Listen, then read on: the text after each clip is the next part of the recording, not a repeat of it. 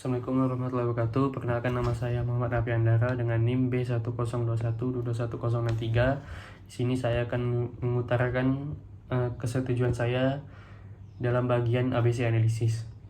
Sebelum itu saya akan menjelaskan ABC analisis.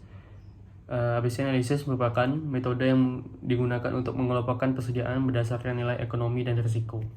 ABC analisis yaitu metode pengelolaan persediaan yang membantu manajer menentukan prioritas dalam mengelola aset persediaan berdasarkan nilai ekonomi dan risiko. Berbagai sumber menyebutkan bahwa ABC analisis memiliki banyak manfaat dalam mengoptimalkan pengelolaan persediaan,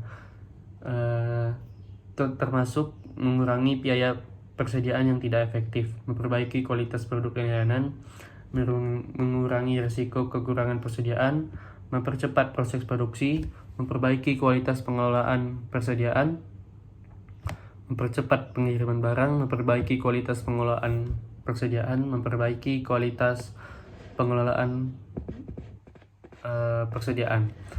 ABC analisis memisahkan persediaan menjadi 3 kategori berdasarkan nilai ekonomi dan risiko.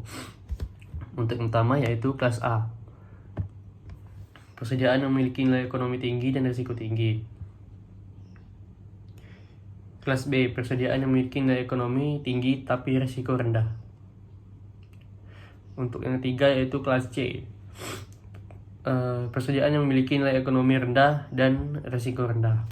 Dengan menggunakan ABC analisis, manajer dapat memperbaiki pengelolaan persediaan dengan mengoptimalkan prioritas dalam mengelola aset persediaan, mengurangi barang, mengurangi risiko, dan perbaiki kualitas produk dan layanan. Sebagai contoh,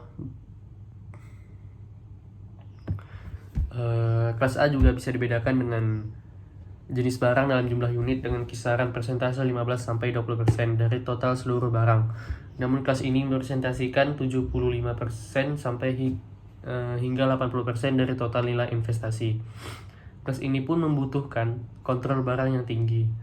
Kelas selanjutnya yaitu kelas B. Kelas B adalah jenis barang dalam jumlah unit dengan kisaran persentase 20 hingga 25% dari total seluruh barang. Namun, kelas ini merepresentasikan 10 hingga 15% dari total nilai investasi.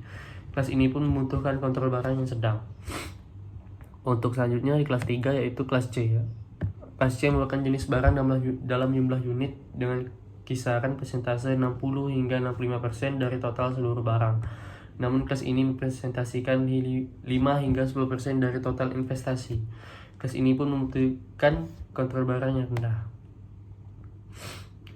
Selanjutnya saya akan menjelaskan ketidaksetujuan terhadap ABC analisis, terutama berasal dari beberapa batasan metode ini. Beberapa kritik terhadap analisis ABC.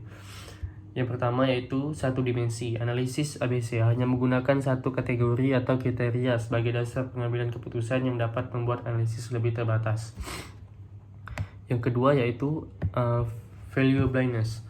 Analisis ABC mengasosiasikan nilai penting dalam berdasarkan pendapatan atau frekuensi penggunaan. Namun beberapa barang mungkin tidak memiliki perilaku yang sama dengan paradigma ini. Yang ketiga yaitu sistem incompatibility. Analisis ABC mungkin tidak sesuai dengan sistem costing tradisional dan tidak kompatibel dengan standar akuntansi umum yang diterima. Selanjutnya itu limited pattern consideration. Analisis ABC tidak akan mengambil faktor-faktor seperti produk baru atau perusahaan sezonalitas. Selanjutnya itu low information extraction. Informasi kelas dalam ABC analisis mungkin tidak memerlukan semua statistik dan detail yang diperlukan untuk membuat keputusan manajemen yang strategis. Selanjutnya yaitu high resource consumption. Memperoleh informasi yang dapat memakan sumber daya yang banyak, termasuk waktu dan tenaga. Tidak semua di atas membuat ABC analisis tidak efektif, namun memerlukan pertimbangan dan pengendalian untuk mengurangi dampak negatif dari batasan tersebut. Analisis ABC masih sangat efektif dalam mengolah prioritas dan mengoptimalkan penggunaan sumber daya. Namun perlu diperhatikan dan diperbaiki secara berkala untuk memastikan efektivitas dan efisiensi dalam proses analisis. Sekian dari saya.